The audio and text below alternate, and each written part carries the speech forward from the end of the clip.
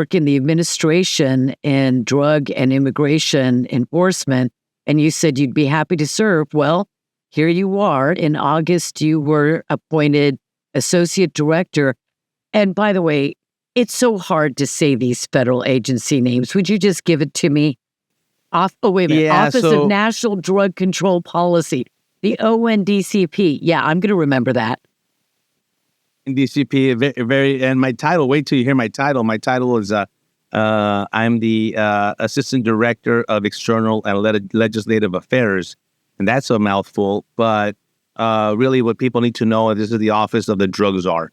And I think everybody understands that. And what this office does is set policy, the national drug control policy for the entire nation.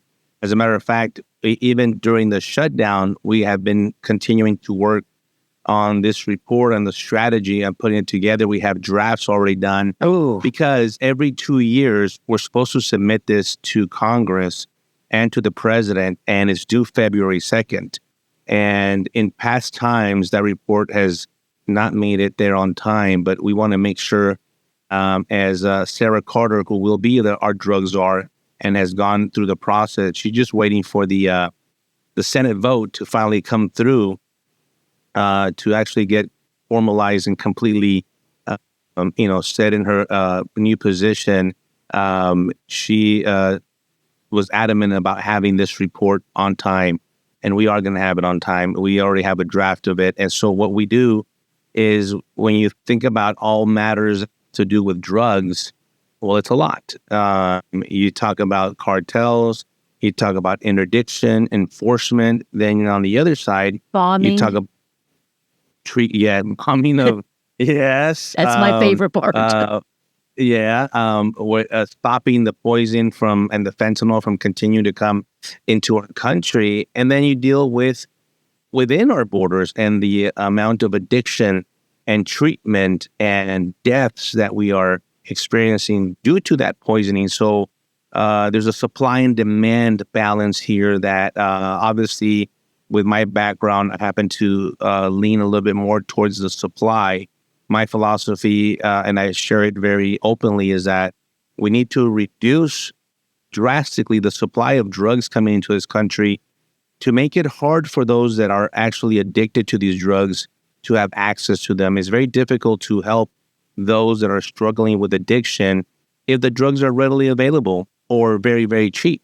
Let's make them very expensive. Let's make them very hard to obtain so we can then actually have a chance to help them rehabilitate themselves. I am so glad that you start off by saying that, because I was just having a conversation about this and I said, I think it's almost gaslighting and probably unintentional by some to constantly focus on demand. And I'll give you my reasoning behind it. When I raised my kids, I have 5 daughters. We didn't have a lot of sugar. We didn't have candy in our house. We didn't have Coca-Cola, sodas, and all that. So they grew up just not consuming massive amounts of junk food and sweets. Had I supplied them and made this available throughout the house in every cupboard and bought 6-packs and cases of soda, my kids would have increased demand because of the supply. And I think that that's the same thing with any criminal activity, prostitution. If you have a small town and there are no prostitutes there, the demand's going to be low.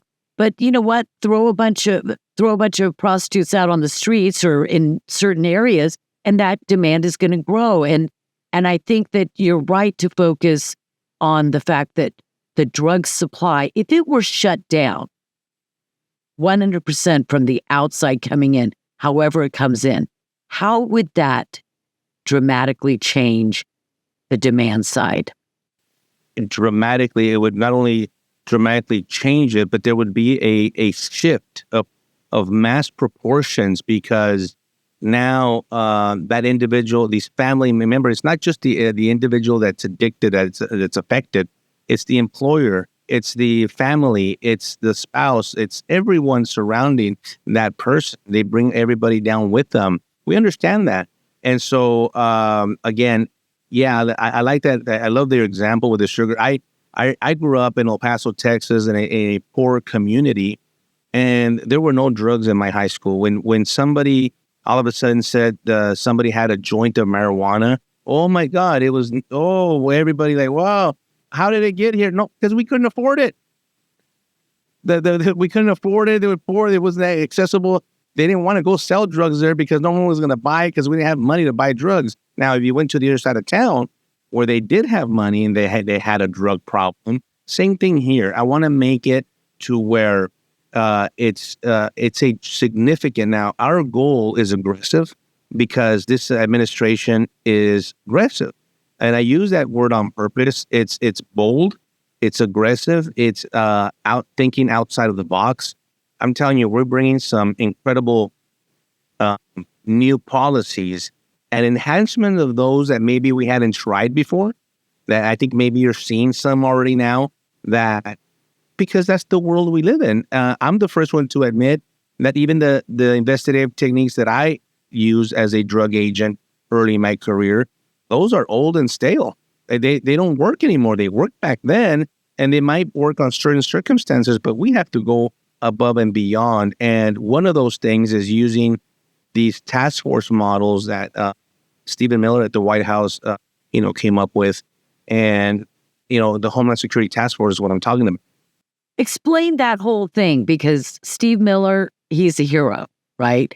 To me. I mean, he's driving so much of this, and you talk about bold and aggressive and committed, focused.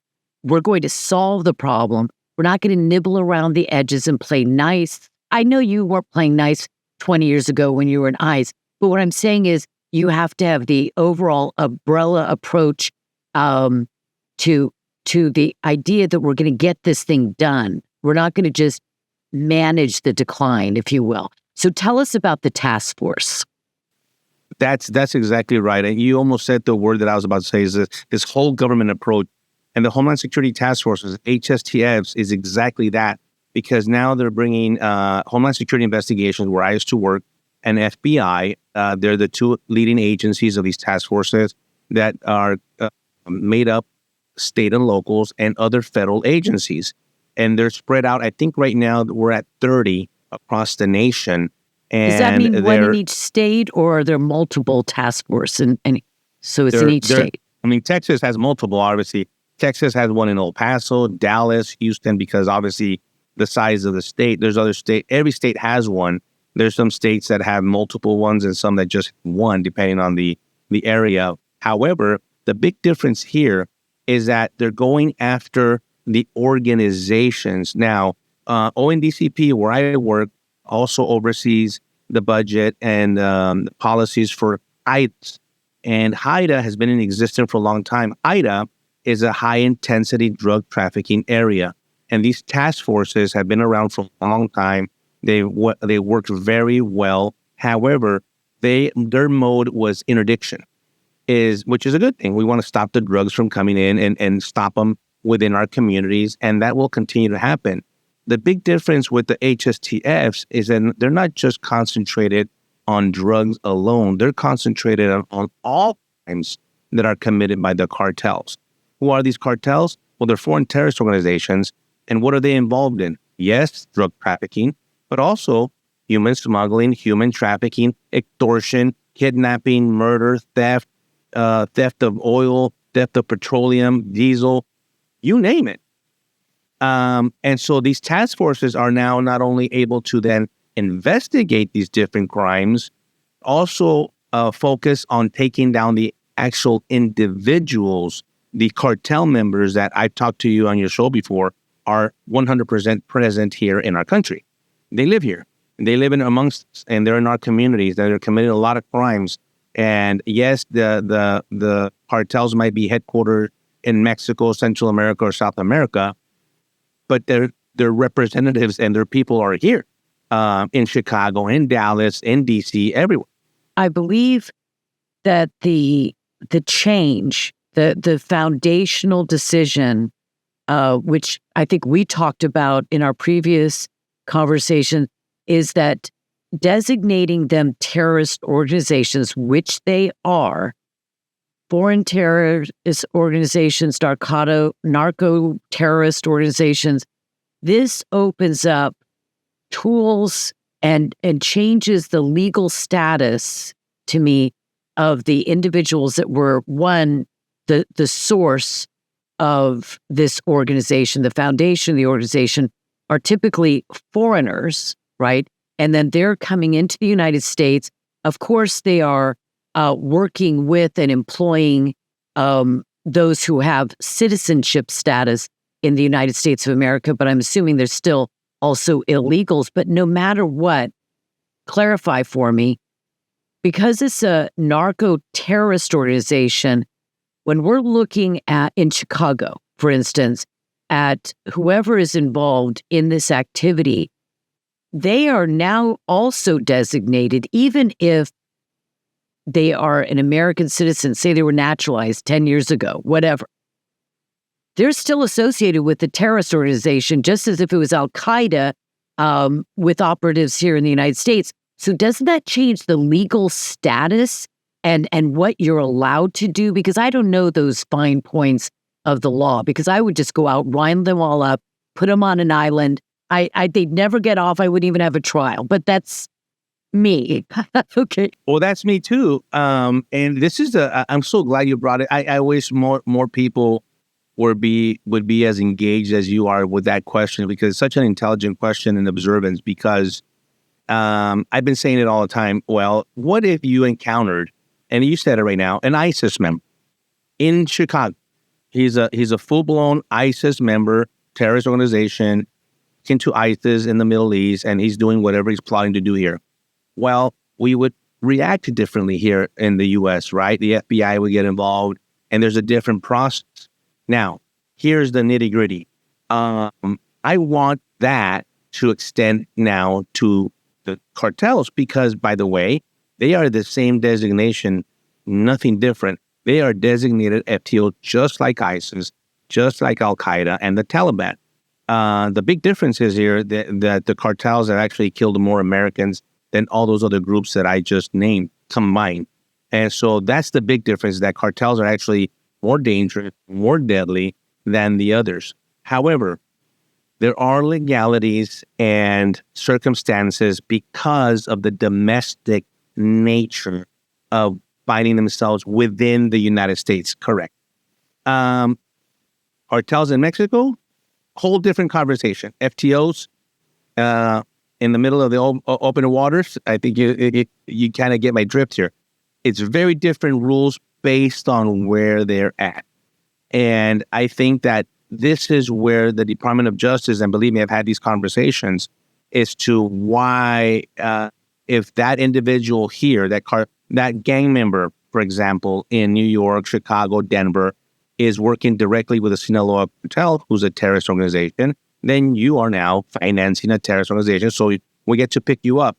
Right now, they're going to prosecute that person in a traditional sense. I want to see where that change is going to occur, where, like exactly what you just said, well, we're going to arrest you, but prosecution might look very different. Maybe you're going to Guantanamo. Maybe you're going to El Salvador. Maybe you're going somewhere else because of the nature of the involvement of the organization that you're dealing with. I don't want al-Qaeda members to be treated with constitutional privileges or rights that you and I as American citizens have. If I go out and rob my neighbor, why? I don't know. I go and break into his house, I rob him. I have certain protections. Or maybe I didn't, I'm accused of it, and I have certain protections. This is a guy working for a foreign terrorist organization that is killing Americans. I think that is an entirely different model that we're looking at, and we have to treat it differently. And I'm so glad they have you in there affirming that. I don't like the namby-pamby, and namby-pamby is no good. You know, Al Capone, which was a little before my time, but he was finally gotten because of tax evasion, right? And that story tells me that you have to, your categorization of the crime or the criminal or the entity is very, very critical for effective law enforcement. If it took tax evasion to take back down this. I don't know if he would today be called a terrorist, but I would be willing to put him in that because I think any of this organized crime that has to do with drugs and trafficking is a terror operation, even domestically. But, waiting for the IRS to take somebody down, that shows that the system was broken and we needed to rethink. And it took President Trump and Steve Miller and others, I'm sure, to bring this new thinking to our law enforcement. Bet you law enforcement's happy about this. They're ecstatic about, first of all, being able to go back and do their jobs. But what we're talking about here is the due process. And that is what it comes down to. It's the due process, right? What kind of due process is now given to these individuals, or what rights to due process do they have? And I work very closely with the Department of Justice, and we have our general counsel, and we are going through these legal questions. Are very important because I think at one point maybe the courts might get involved. But at least for now, what it does do in this designation is that it has opened the door, and you've already seen it, to get the Department of War resources and other technologies that were not afforded to me as a regular investigator. Yeah. All of a sudden, we got people involved here that were not in before against or attacking this war that, the war on drugs, and you and I, all our lives, we grew up with that, with term and listening to it, but really didn't understand what it was. And I think we kind of became desensitized. The war on drugs, it became the enforcement of drugs, but really there was no war.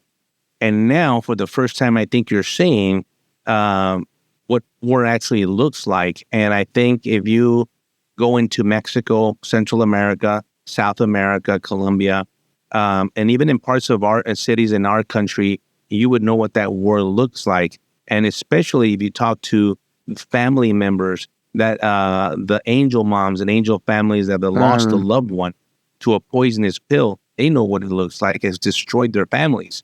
So this is the picture and the reality, not sort of a picture, but the reality that our office wants to put out there and make people understand. I was reading a comment right now because President Trump is meeting with China, and one of those demands or negotiation tactics is with tariffs having to do with fentanyl, the precursor. We still know, and it's still happening as you and I speak, China continues to pour those chemicals into Central America, especially Mexico, where the cartels are turning them into pills.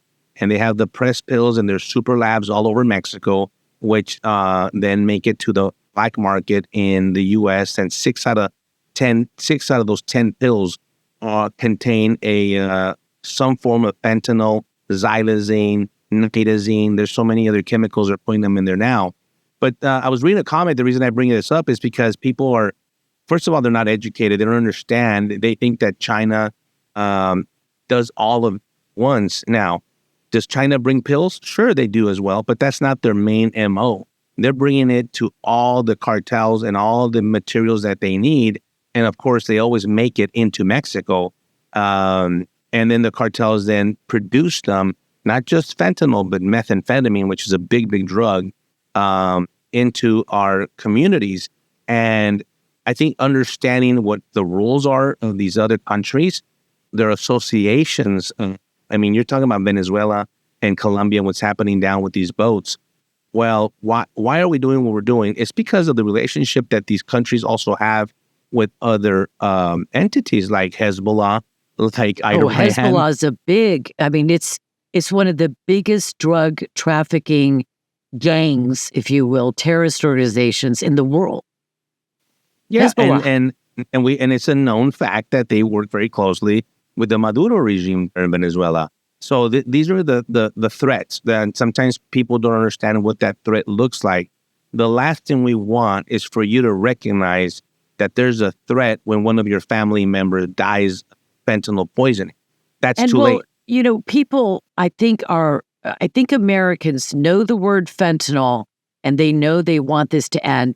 I also, and I know Americans want the rest of it to end as well. I would like our drug enforcement to at some point be about, we've ended this foreign importation into our country, and now we're just dealing with dismantling what is here. And then I'm going to worry.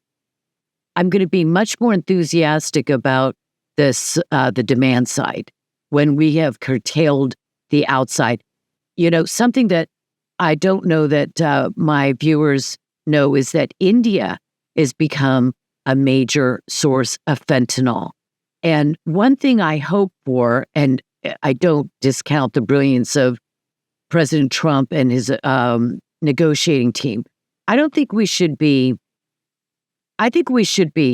saying no more fentanyl to India, no more fentanyl to China, and then we'll start negotiating on our tariffs.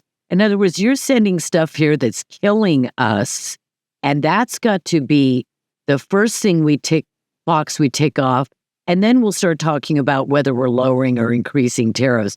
I don't believe any government that we're working with, if we know that and I don't know as much about India's knowledge of this, but this makes a lot of money for the foreign government if they just wink and turn their face away from it, because this is money then coming back into that foreign country.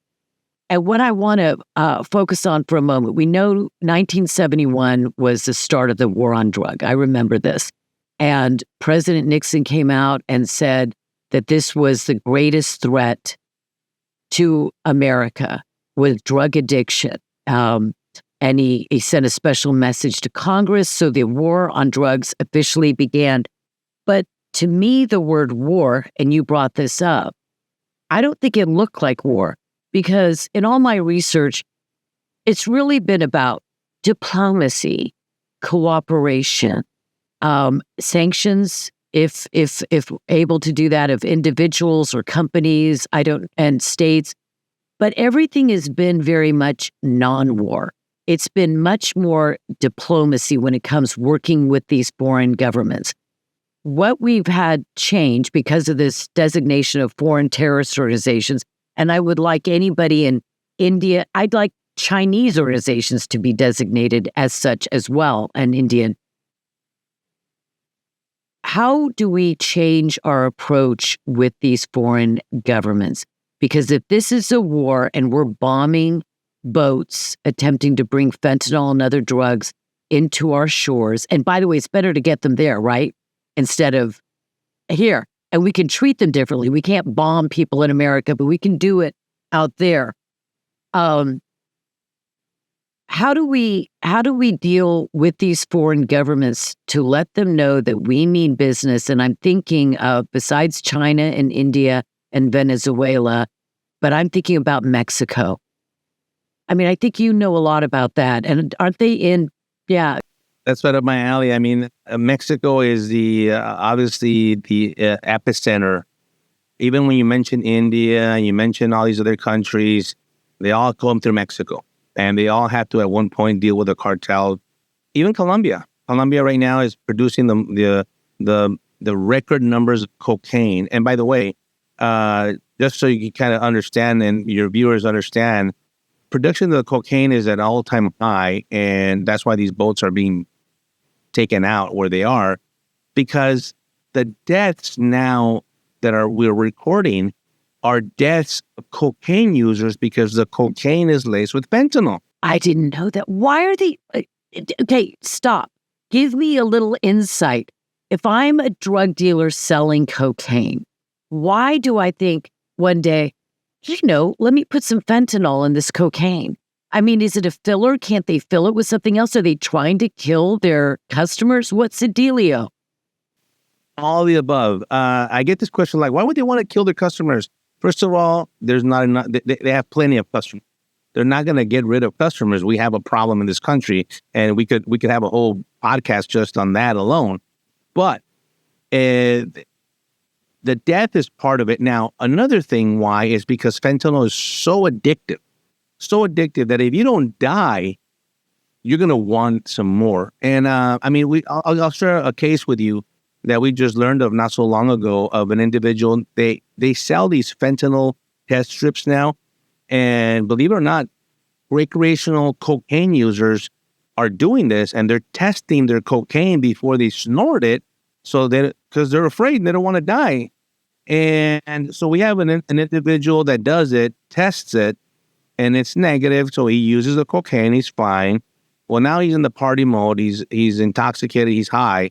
He uses another line, doesn't test that one, and this is I tell you that story because that's how important the cocaine is and the interdiction. And yes, we want to interdict it the furthest away from our border. We've always kind of waited for it to hit our southern border or northern border, and then we started taking that. Well, it's too late now. I love this new strategy. Well, interdiction is going to happen way south of our border, and so Mexico. Going back to Mexico, it's the key. They're the nugget. They are now, and Claudia Sheinbaum, the president of Mexico, is going to have to make a very, very important decision. She's already starting to make some. And they're doing things in Mexico. And I'll tell you, I call it how it is. They have done some incredible interdiction in Mexico that I had never seen in my life. Really? And since 2025 or before 2025? No. This is in the last year. Okay.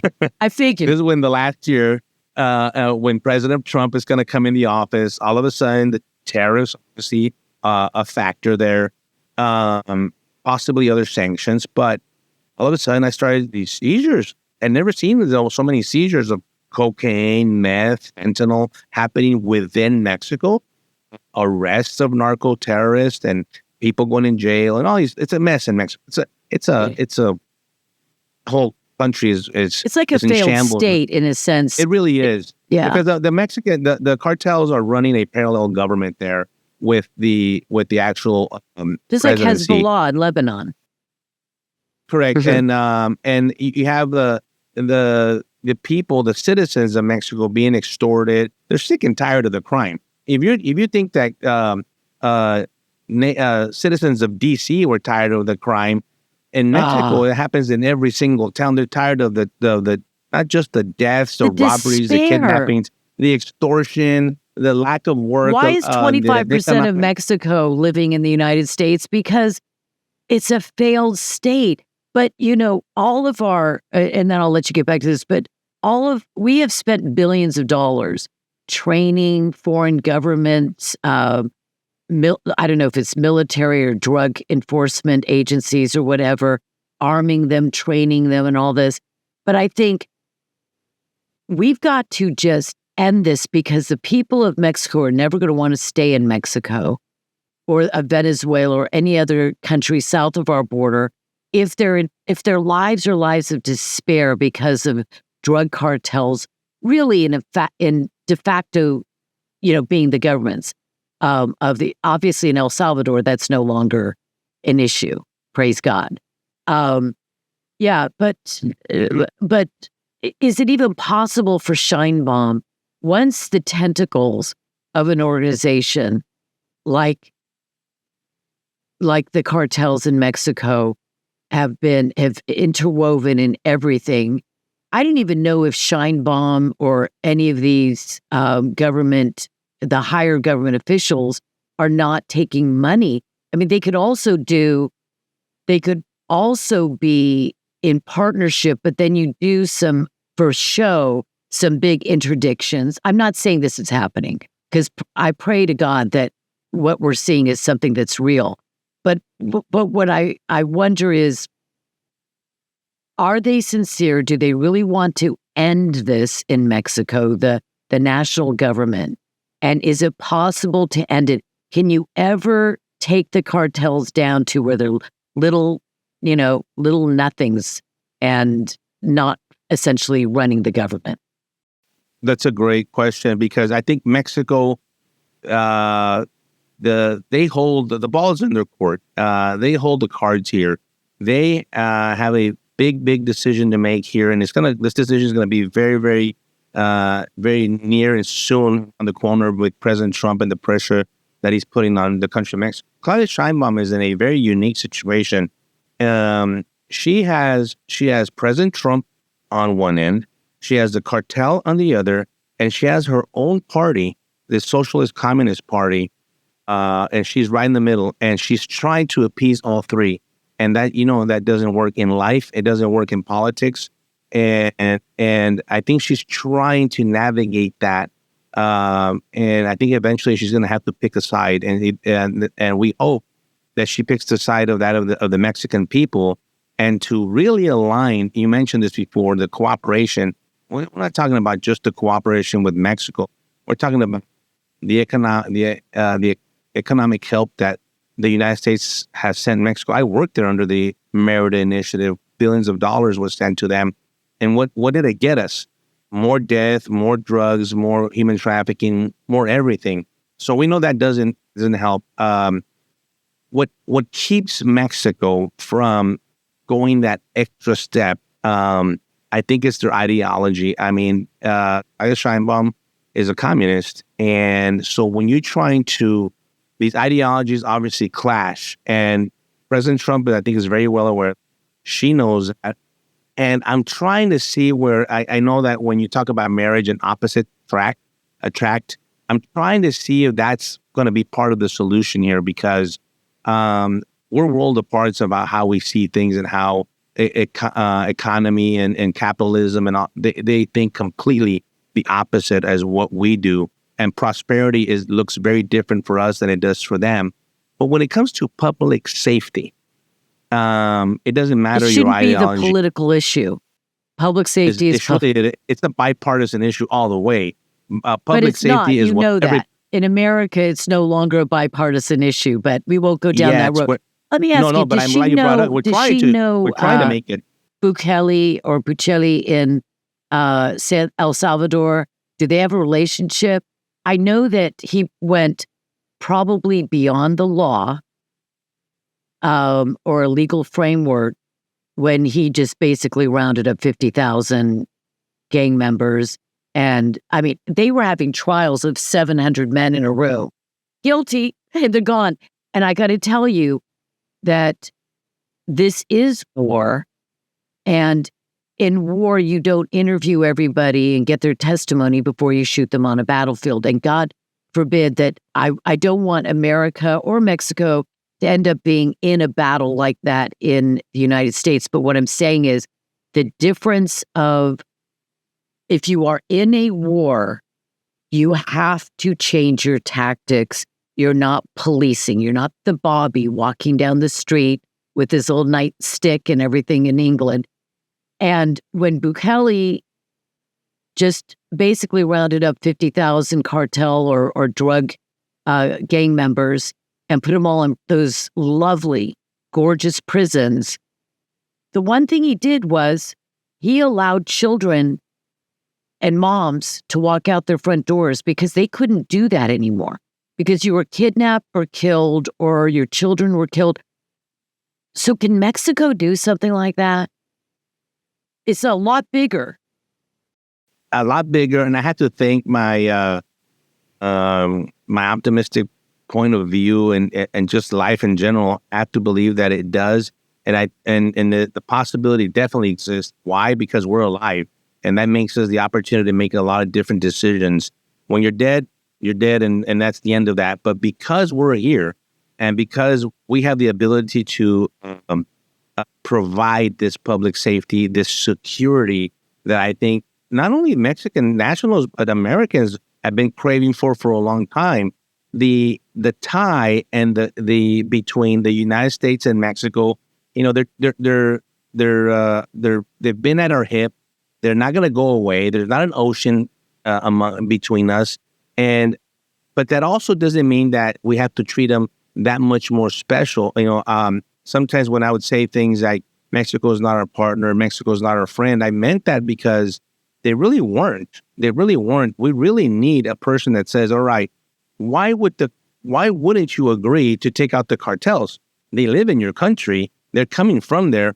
What's the problem of not wanting the United States help to get you to that point?" I think President Trump is going to be the only one to get finally to that point and say, "Let us help me help you." Is there anything coming along that? Because I saw, it seemed to me that it kind of went sort of quiet between him and Scheinbaum. They were going at it. It was fun to watch. But I was hoping all this time that, stuff is going on behind the scenes, and she needs to know that Trump means business. And it's not just Venezuela's so much easier to deal with. Well, yeah, because Maduro's there illegitimately and all of their stuff that happened far there. Away, and you bomb the ships, But I mean, Mexico, there's a whole different set. It's a different equation entirely. But when we changed it to war, when we designated them terrorist organizations, and we have a man like Trump and his team, including yourself, it seems to me that we should be able to shut this down. And that leads me to the following specific questions. It used to be I think before Obama, I think it was maybe a second term, I'm not sure, that not drugs, big 18-wheelers would come in from Mexico and Canada. And I want to ask you about the Canada border in a minute too. And they could only drive so many miles into a truck stop or weigh station of sorts, not just a truck stop with a diner, but a weigh station. They had to unload their load and leave it and go back to Mexico or Canada. Then they changed this law inexplicably. It was just, to me, utter foolishness. Maybe it started with Bush. But anyway, so that if they choose to, they could be licensed to drive all the way up to Washington, all the way over to Maine. And I'm wondering if by allowing those trucks with foreign drivers that do not have the same quality of, we won't go into the truck accidents and all that by illegal aliens and all that other kind of thing. But the point is, we're now allowing foreign truck drivers from Canada and Mexico to drive across our country, the lower 48, legitimately. And I know that, does that open up to greater exploitation and driving through our ports of entry by land? And it also seems to me that it allows less DEA enforcement on the ground, where if they had drug-sniffing dogs at these weigh stations, that they would be more likely to be able to identify a drug shipment and end it. Tell me about the drug shipments that come in by truck. It's coming in by the truckloads, literally. And let me tell you, the commercial trucks that come into the country, we're talking about hundreds and thousands of them per port per year. We're talking about millions.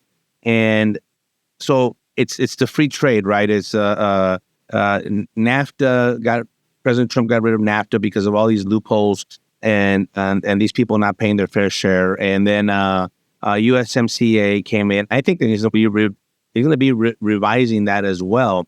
But the fact is that the goods, here's the problem, that you have legitimate commerce, goods that we want in our homes, furniture, whatever it is, it's coming through there. It more than likely came in the back of one of those trucks.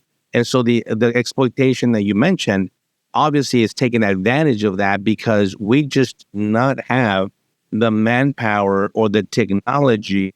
It's a numbers to check every single truck. We have to rely on a lot of intelligence, sourcing, and many other things to say, oh, that one right there, check that one out of the 10,000, check that one. And they do. CBP does a great job. Commercial land ports to then, X-ray and all this. And we grab a lot. We catch a lot. Unfortunately, a lot of it comes in. So then we have what you mentioned is the checkpoints. Now, the checkpoints are run, the checkpoints, for people that don't understand, are run by Border Patrol, and they're within 75 miles of every border. So if you drive from San Diego, El Paso, it doesn't matter.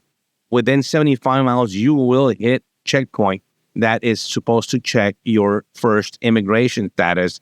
And then second, they're going to run a dog and they're going to do all this. It's a secondary check before you drive inland.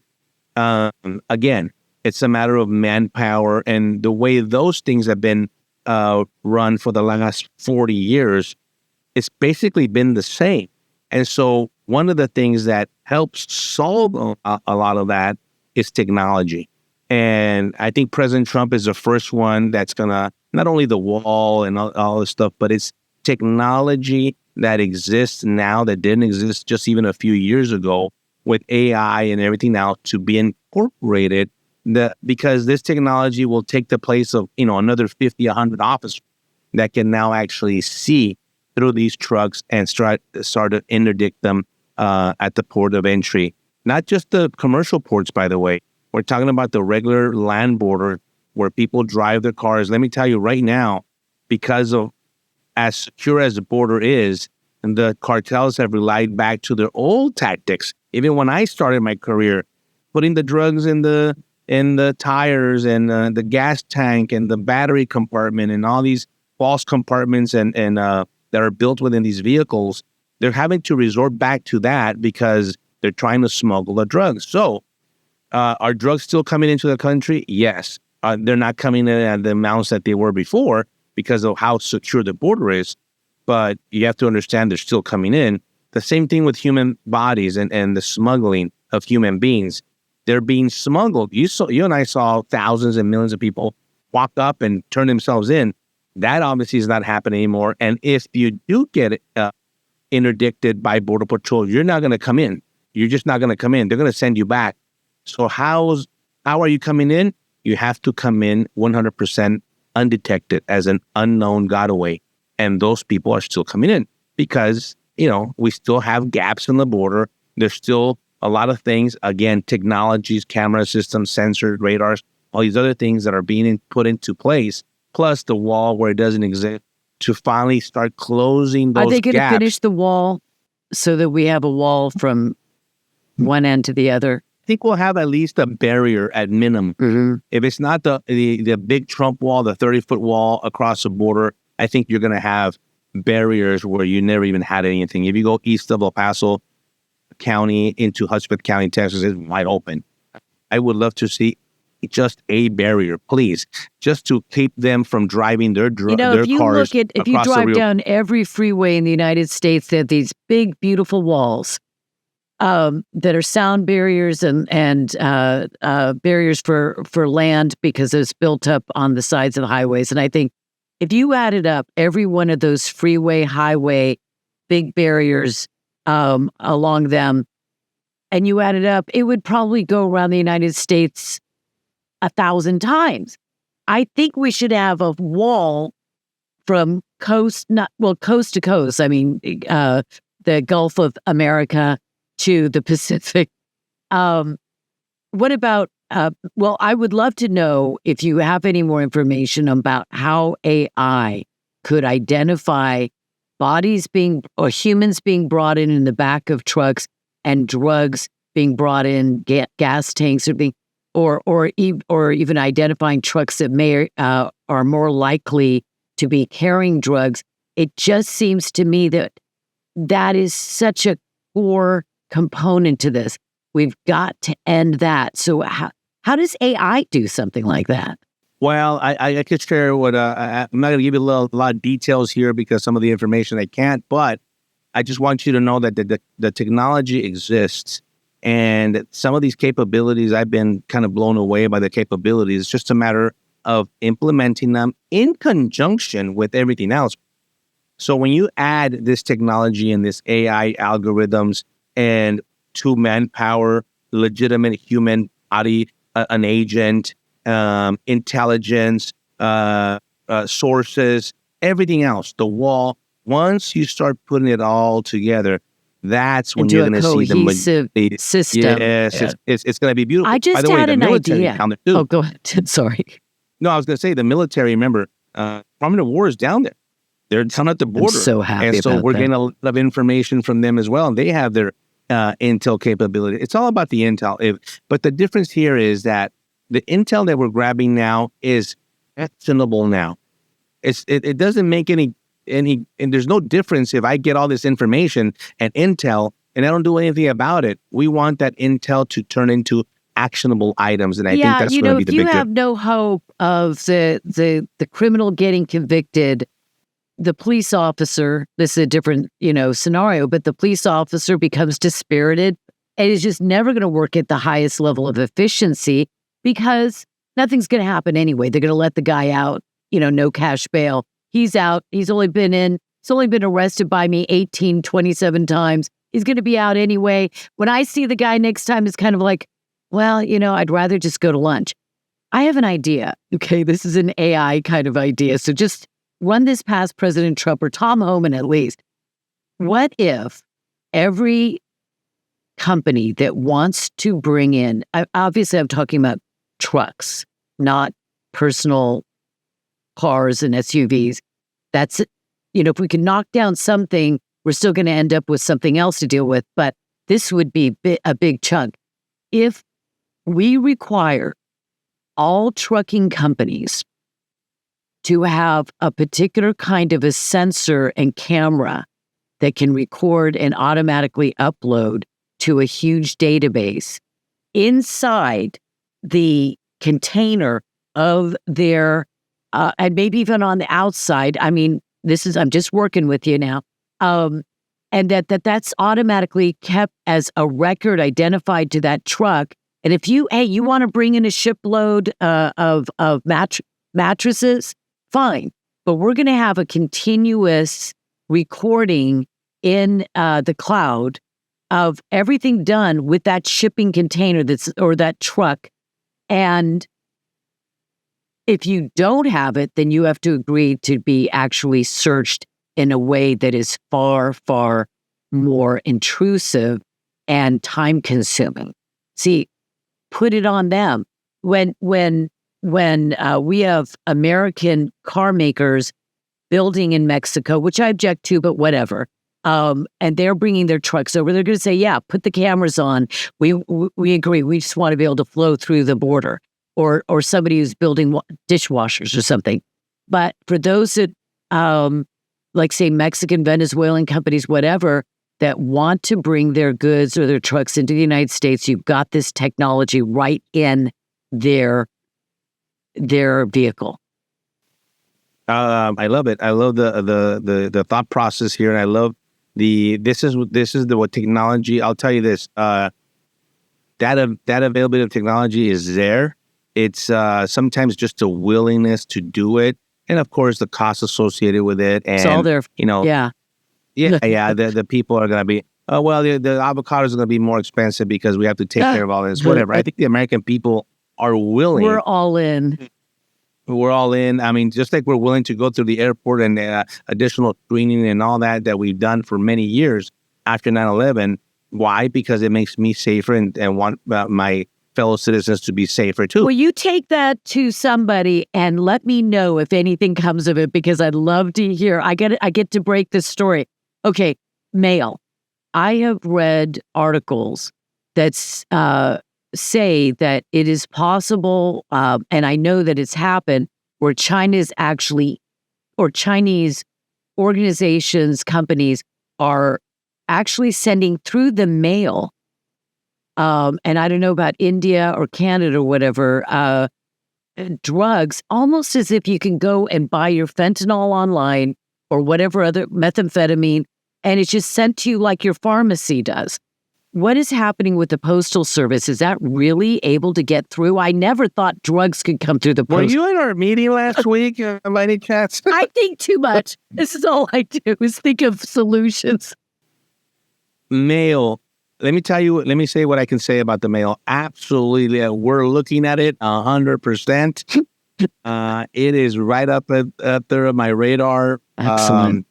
I wish I could tell you more. I want to tell you that yes, and yes, the mail is being exploited. Our U.S. mail, not just U.S. mail, but UPS, FedEx, and all those, but post office per se is being exploited in having believe it or not, the pills delivered to your house. And I mean, this is when people think about it, it is so. So a couple of things I could tell you there. Technology that we just talked about is a big factor because these sorting facilities all across the country where the mail comes in. So the mail, we just toured one of these in Alaska, by the way, a couple of months ago, and I worked at the post office when I was a young teenager going to college, so I kind of understand a little bit of how the mail system works. And it's as it is, the mail is so slow. So you have these sorting facilities. It's a belt, and you got packages, you got first class mail, you got parcels, you got all these different types, and it's categorized differently and going anyway. There is a way that we identify which packages more than likely would contain illicit substances in it, right? Mostly in forms of pills. Now, there's powder as well, mostly the pill format. And of course, as you can imagine, they wrap it up and put it in so many different ways. So when it gets x-rayed, it looks different. I could just want to tell you, and it brings a smile to my face, that we're actively and looking at that method to stop at least. There's another avenue, right? You talked about the truck. You talk about the land borders. You talk about the airports. Well, let's talk about the mail. And mail is a big issue. It's been an issue. We've known about it. But now we're going to do something about it. And technology is going to play a role there. Victor, I got to tell you, it's things like this and MAGA and so many other and deportation. There's that it's so enervating. It's just so it gives hope, because the passivity of the United States, the strongly worded press releases and comments, and we will. Here comes my strongly worded response to that. And I think, no, boots on the ground, guns on the hip. Let's just take care of these things, and let's be aggressive, think out of the box. And you're giving me a real insight to the hope. I think the technology aspect of it, and it's not just the tools, which are huge, but it's the will. It's the grit and determination that no more. It ends right here. We've been given the green light by the White House. We've been law. When I say we, I'm talking about law enforcement and what's happening with ICE and Border Patrol.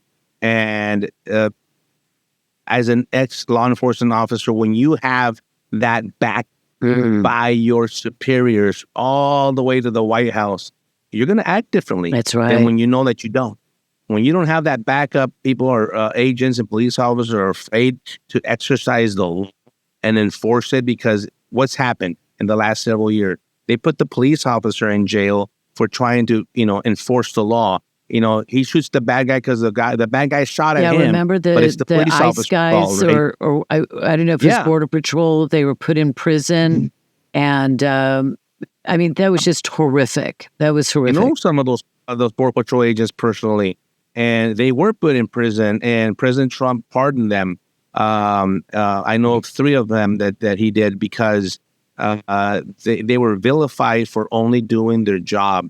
But you see that we're in different times. So now all these law enforcement officers, ACE, Border Patrol, the morale is going through the roof in the nice direction, because they know that from their first line supervisor all the way up to Washington, D.C., we've got their backs. We understand this. And me being in this position is very beneficial to me, because I've been on the line. I've been on the ground. I've been as a diplomat. I've worked in Central America, Mexico, Europe. And so I'm bringing all that information, all that experience. And it's really good when I talk to them, it's not like I just came off the street yesterday. I kind of feel I know what I'm talking about here. And I'm very fortunate to be able to give my 2 cents. Well, do the law enforcement officers across the board, I know that their morale is, and it's same thing with the Department of War, and the whole military has got to be going through the roof, as you said, because we have a president